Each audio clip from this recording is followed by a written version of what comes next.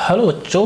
तो आज के इस वीडियो में हम लोग देखेंगे डाटा हैंडलिंग और ये है चैप्टर 3 और ये क्लास 7th का है। हाँ, तो ये मैं जो कंसेप्ट यानी कि एक क्विक रिकॉल में डाटा हैंडलिंग के बारे में देने वाला हूँ। तो ये जो है इस कंसेप्ट को अच्छे से देखिएगा, क्योंकि ये कंसेप्ट जो है ना पूरी एक्सरसाइज में अप्लाई होगा, चाहे वो एनसीईआरटी मैथ बुक का सॉल्यूशन हो या फिर आर.एस. अग्रवाल हो, के.सी. सिन्हा, कोई भी बुक हो 7th क्लास से रिलेटेड, उसमें सारा कंसेप्ट ये काम करने वाला है। हाँ, तो वीडियो को बिना स्किप किए हुए आप लोग हर एक पॉइंट्स को, हर एक टर्म्स को समझने की कोशिश करना है, और जहां पर भी प्रॉब्लम हो ना तो वो आप हमसे पूछ सकते हैं। और चैनल पर न्यू है तो चैनल को सब्सक्राइब कर लीजिए, ताकि जो भी मैं वीडियो बनाऊं आप तक इजी वे में पहुंच जाए। हाँ, तो देर न करते हुए आते हैं हम लोग इस वीडियो पर।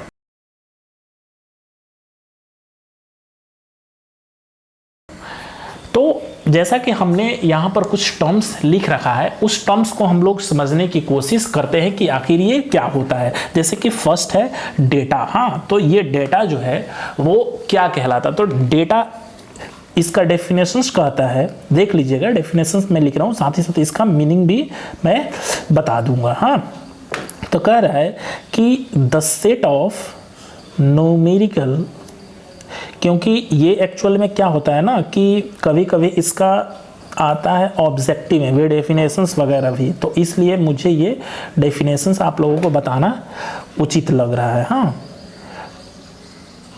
The set of numerical facts collected in order to useful information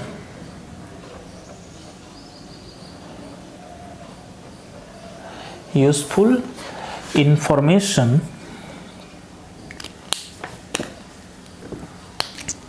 is called data। कहने का मतलब कह रहा है कि the set of numerical fact collected in order to useful information is called data. यानी कि कोई भी यूजफुल इंफॉर्मेशन जिसका एक न्यूमेरिकल फैक्ट हो और उसे कलेक्ट किया हुआ है, उसे हम लोग क्या बोलेंगे, डाटा बोलेंगे। कहने का मतलब कि सपोज दैट कि कोई क्लास है। हाँ, किसी क्लास में मैथ का एग्जाम हुआ है। हाँ, मैथ का एग्जाम हुआ है, तो उसमें बच्चे जो है वो कुछ इस तरह से मार्क्स है, सपोज दैट कि 5 या 10 बच्चे हैं, उसमें से मार्क्स जो है उन लोगों का कुछ इस तरह से आया हुआ है। हाँ, 35, 45, 65, 34। यानी कि हमने क्या लिखा कि मैथ कोई क्लास है, यानी कि क्लास 7th के ये बच्चे हैं जिन्होंने मैथ में अपना कुछ इस तरह से स्कोर कर रखा है, 35, 30, 35, 45, 65, 30 to 50। तो कहने का मतलब कि ये जो एक इंफॉर्मेशन और साथ ही साथ कलेक्टेड किया हुआ फैक्ट जो है, ये हमारा क्या हो गया, एक तरह से ये डाटा हो गया। हाँ, कि ये हमारा डाटा गिवन है। ठीक, तो आई थिंक ये डाटा का मतलब आप लोग समझ गए होंगे। नेक्स्ट है टेबुलेशन।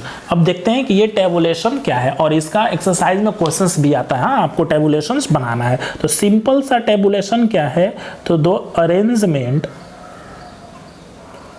Of data. हाँ, यानी कि डाटा का अरेंजमेंट ही क्या कहलाता है, यानी कि और कैसा अरेंजमेंट होना चाहिए, तो वो एक सिस्टमेटिक फॉर्म में होना चाहिए। हाँ, यानी कि सिस्टमेटिक फॉर्म, सिस्टमेटिक, यानी the arrangement of data in systematic form is called tabulation. हाँ, यानी कि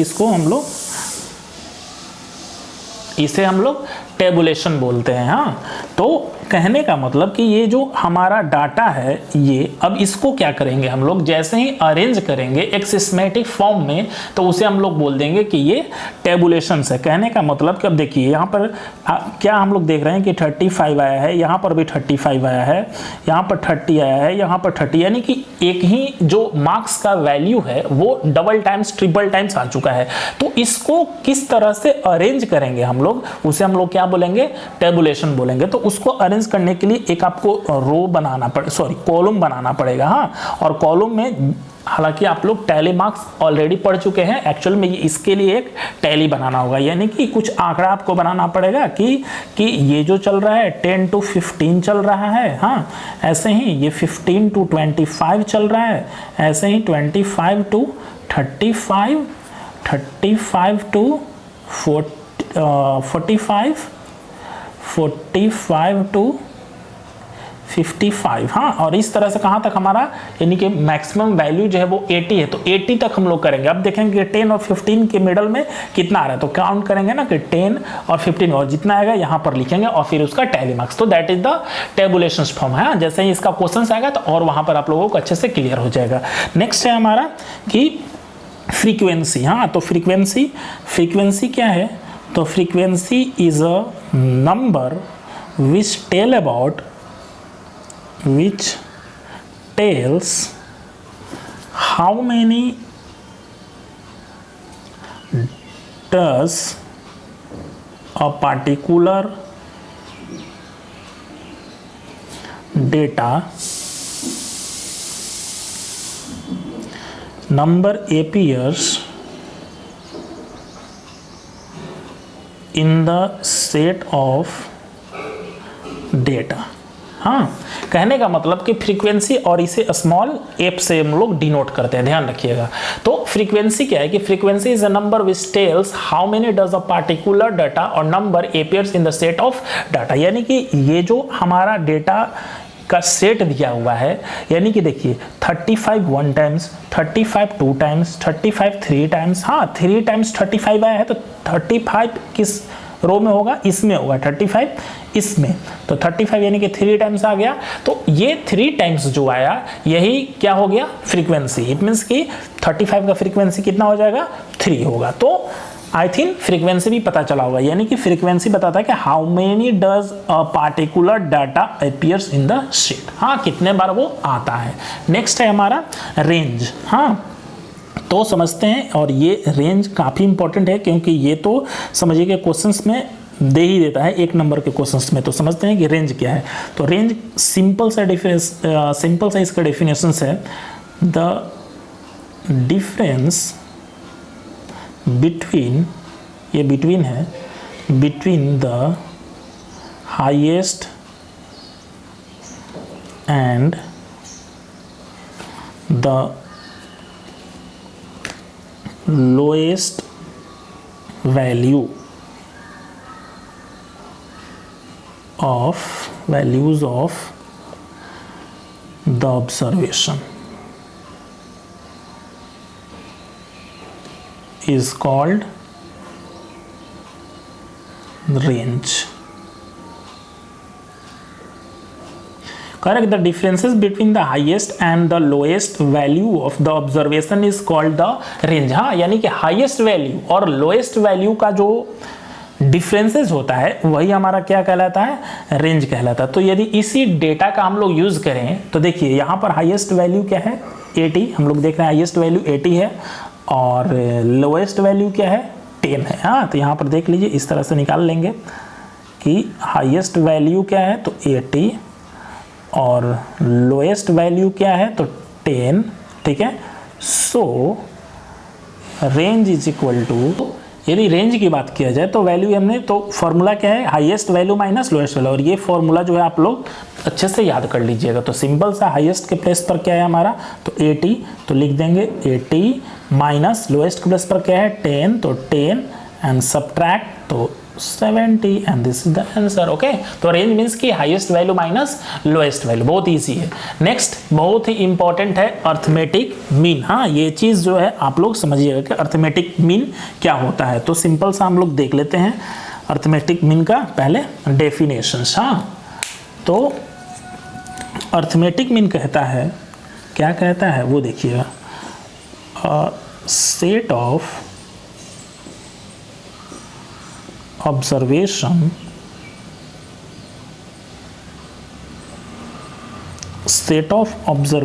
is equal to their sum divided by the total number of observation। हाँ, यानी कि कहता है क्या कि अर्थमेटिक मीन क्या है, a set of observation is equal to their sum of divided by the total number of observation. इस चीज को यहाँ पर आप लोग समझिएगा, अर्थमेटिक मीन। हाँ, यानी कि हम लोग इसे किससे डिनोट कर लेंगे, तो AM से हम लोग डिनोट कर लेंगे। हाँ, अर्थमेटिक और मीन, या फिर नॉर्मल जो है हम लोग लिख देते हैं M मतलब कि नॉर्मल हम लोग मीन, लेकिन मीन लिखिएगा तो बेहतर रहेगा। तो अर्थमेटिक मीन का एक फॉर्मूला है जो कि काफ़ी फेमस है, फिर इसके बदले में ऐसे भी लिख सकते हैं, मीन केवल लिखना होगा। तो हाँ, तो इसका क्या फॉर्मूला होता है, तो फॉर्मूला होता है sum of observation, sum of all observation, okay, observations upon number of all observation.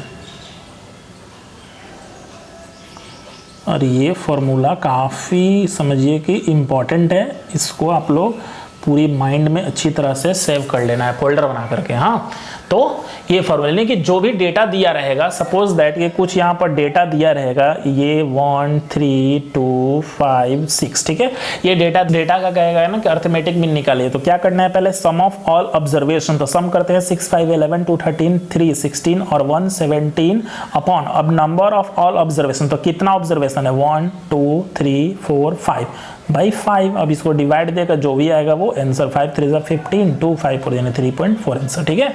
तो पहले सम कर लेना है और जितना है उससे डिवाइड दे देना है। हाँ, नेक्स्ट है मेडन। हाँ, ये काफ़ी इंपॉर्टेंट है, इस चीज़ को आप लोग समझिएगा, क्योंकि मेडन जो है ना अच्छे से पूछता है क्वेश्चंस में। हाँ, तो देखिएगा, मेडन कहता है कि the value of the middlemost observation obtained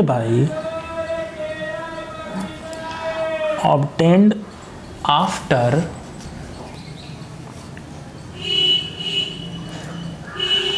arranging the data in N ascending order. हाँ, AO का मतलब कि असेंडिंग ऑर्डर। हाँ, इज कॉल्ड मेडन।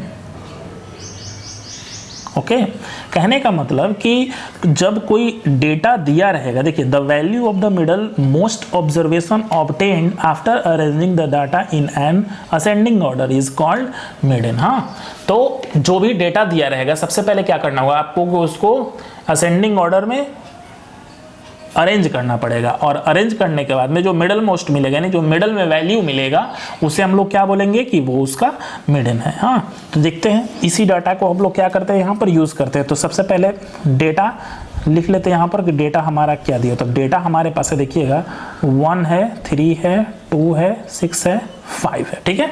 अब इसको क्या करेंगे कि हम लोग असेंडिंग ऑर्डर में अरेंज कर लेते हैं। तो जैसे ही असेंडिंग ऑर्डर में अरेंज करेंगे तो वैल्यू कैसे लिखेंगे, 1 2 3 5 और 6। हाँ, अब हमने क्या कर लिया, इसको अरेंज कर लिया। अब अरेंज जैसे ही किए तो अब मिडल में वैल्यू देखेंगे, तो मिडल वैल्यू देखें तो 1 2 3 4 5, तो 2 इधर से और 2 इधर से, यानी कि 3 जो है ना वही हमारा क्या है, मिडिल वैल्यू है। तो यानी कि यहाँ पर मिडन की यदि बात किया जाए, हाँ, तो वो क्या हो जाएगा, 3, और दिस इज द आंसर, ठीक है।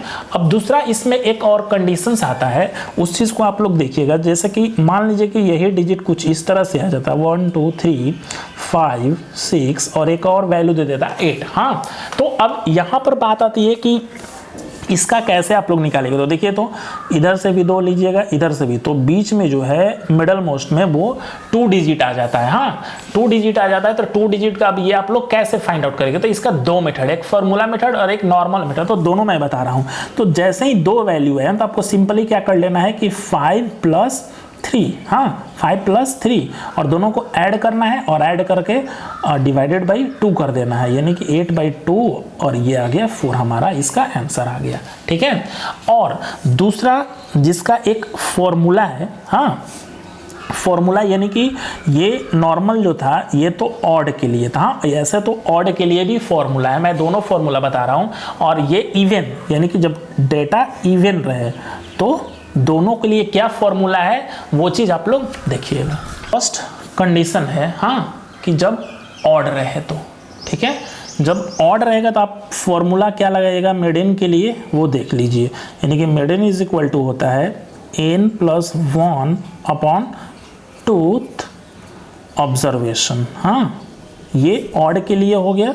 और दूसरा कंडीशन यदि इवन रहे तो इवन के लिए क्या यूज़ कीजिएगा वो भी देख लीजिए। तो इवन क्या करना है कि n/टूथ, हाँ n/टूथ निकालना है, और इसका पहले क्या निकाल लेना है आपको, एवरेज निकालना है। और एवरेज निकाल करके और फिर उसका वैल्यू निकालिएगा जब तो आ जाएगा, यानी कि n/टूथ एंड n/2 + 1 ऑब्जर्वेशन। हाँ, कहने का मतलब कि सबसे पहले क्या करना है कि n/2 निकालना है, और n/2 से जो भी वैल्यू आएगा उस वैल्यू को और n/2 + 1 के वैल्यू को दोनों का क्या निकाल लेना है आपको, एवरेज, और जो आएगा वही आपका आंसर हो जाएगा। हाँ, टॉपिक की यदि बात किया जाए तो नेक्स्ट टॉपिक है मोड। हाँ, अब ये मोड क्या होता है, मोड को भी आप लोग समझ लीजिए। तो मोड बहुत ही इजी है।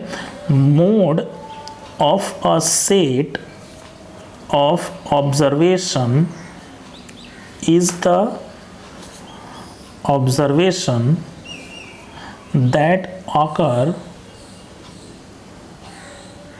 most often।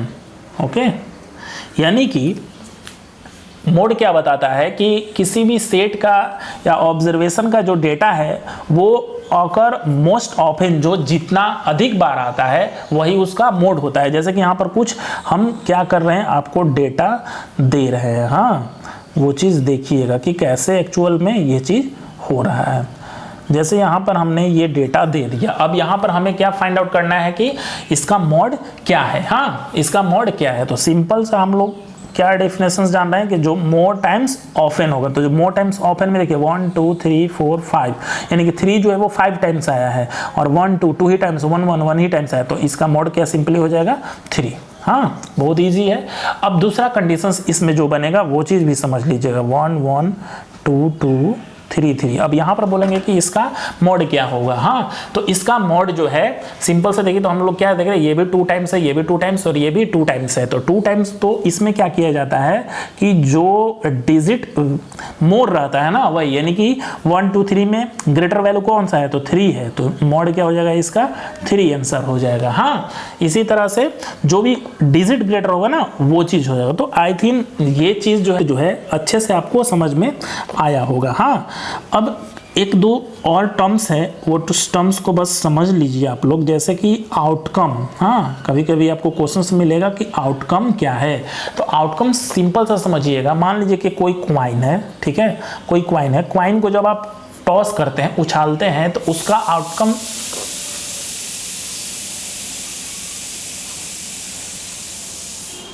तो इसका आउटकम की बात किया जाए तो या तो हेड आएगा या फिर इसका टेल आ गया, हाँ आएगा, तो यही क्वाइन का आउटकम, यानी कि आउटकम का मतलब ये, यानी कि कोई रिजल्ट होता है। जब किसी भी इवेंट्स को हम लोग करते हैं उसका जो रिजल्ट आता है वही हमारा क्या कहलाता है, आउटकम कहलाता है। हाँ, या फिर उसको दूसरे लैंग्वेज में एक्सपेरिमेंट, यानी कि एक्सपेरिमेंट भी, उसको हम लोग एक्सपेरिमेंट भी बोलते हैं, और उसको बोल सकते हैं कि the process which result in some well defined outcome is known as experiment. हाँ, वेल डिफाइंड जब आउटकम रहेगा तो उसको हम लोग क्या बोलेंगे, एक्सपेरिमेंट। यहाँ पर हम लिख देते हैं कि वेल डिफाइंड आउटकम।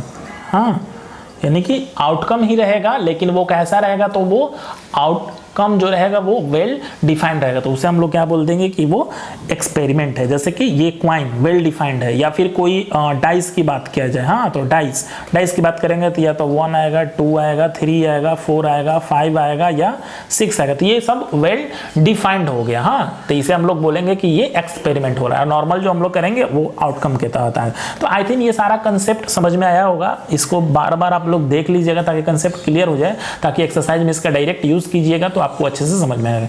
तो अच्छा यदि लगे वीडियो तो इसे लाइक कीजिएगा, चैनल पर नए हैं तो सब्सक्राइब कर लीजिएगा और अपने ग्रुप में भी इसे शेयर कीजिएगा। इस तरह से मिलेंगे हम लोग नेक्स्ट वीडियो में, तब तक के लिए गुड लक, बाय।